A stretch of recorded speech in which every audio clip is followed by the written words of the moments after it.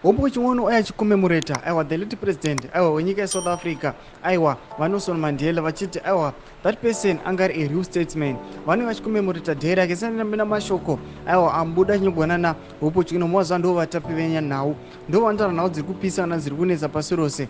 Anoti subscribe like watina on the bell icon. Anopinda paendo pake onyora achiti remembering the great African statesman that South Africa gave to the world, Nelson Mandela, on this Nelson Mandela Day.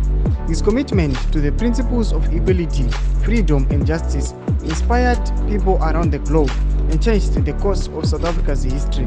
Let us not just remember him, but also honor his memory by following his exemplary life and working to make the world a better place for all people by any means necessary, as he said. Ndo mashikalotoka pana Hopewell Chin'ono achiti Nelson Mandela akanga ane commitment kana maprinciples ake ekuencourage equality, freedom pachiri nejustice. Anyazwa kuti munhu wese ane freedom to express marights ake ese is articulated in the constitution kana human rights. Ndo mashikatoona kuti anenge achicommemoratewa nana Hopewell Chin'ono padzaimhaire takamuona ari kuUN kuGeneva vachicommemorata the same.